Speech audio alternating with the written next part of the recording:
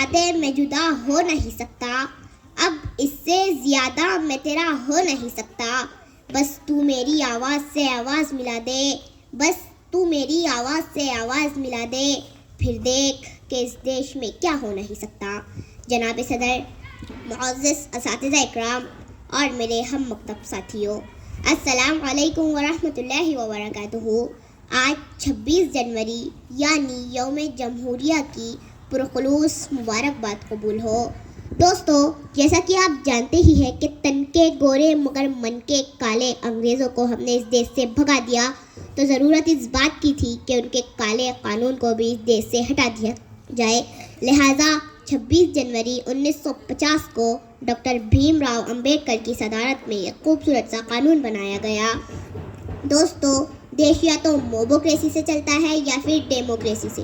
موبوکریسی یعنی ایک جاہل بھیڑ آئے اور ایک مکان کو آگ لگا دیا، لیکن ڈیموکریسی یعنی جہاں مظلوم کو مظلوم کہا جائے، جہاں ظالم کو ظالم کہا جائے، جہاں سچے کو سچا کہا جائے، جہاں جھوٹے کو جھوٹا کہا جائے، جہاں اچھے کو اچھا کہا جائے، جہاں برے کو برا کہا جائے، جہاں ایک رکشے والے کا ادھیکار ایک مرسڈیز والے کے برابر ہو، جہاں کھیتی میں کام کرنے والا ایک عام مزدور دیش کے پرائم منسٹر کو انصاف کے کٹہرے میں کھڑا کر سکتا ہو۔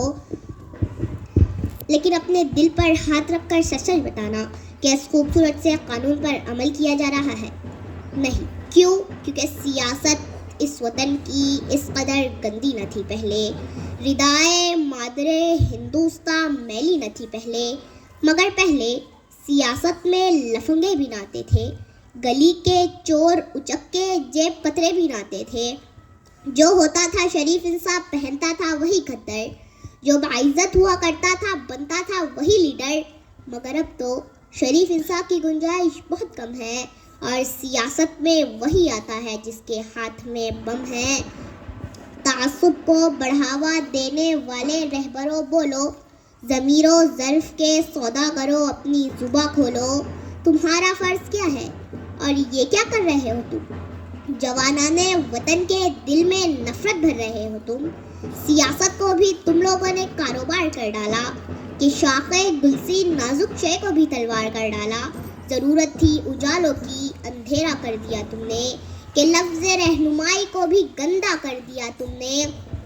غریبوں کے نگر میں جب بھی قتل عام ہوتا ہے، تمہارے بازوؤں میں حسن لب پر جام ہوتا ہے، تمہارے ہی اشاروں سے بدن میں آگ لگتی ہے، تمہارے کارناموں سے چمن میں آگ لگتی ہے۔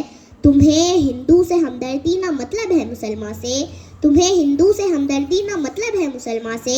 وفا کا درس گیتا سے لیا تم نے نہ قرآن سے، مگر مذہب کا نام آ جائے تو نعرے لگاتے ہو، یہاں دیر و حرم کے نام پر جھگڑے کراتے ہو۔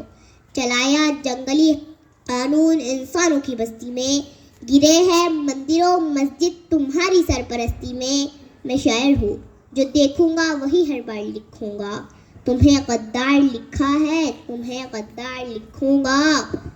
غلطی ہماری ہے کیونکہ ہم دیش کی حفاظت کے لیے صحیح مالی نہیں چنتے۔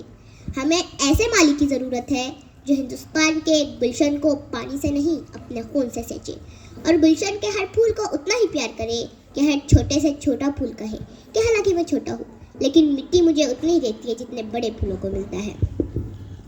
دوستو، ہندوستان عزتوں کی وہ چادر ہے جس میں لاکھوں دھاگے لگے ہوئے ہیں۔ اب اگر کوئی اپنی پسند کا دھاگا نکال لے تو اسے اس کی پسند کا دھاگا تو مل جائے گا، لیکن چادر تار تار ہو جائیں گی۔ یہ نفرت بری ہے نہ پالو اسے، دلوں میں خلش ہے نکالو اسے۔ یہ نفرت بری ہے نہ پالو اسے، دلوں میں خلش ہے نکالو اسے۔ نہ تیرا نہ میرا نہ اس کا نہ اس کا، یہ سب کا وطن ہے، بچا لو اسے۔ شکریہ۔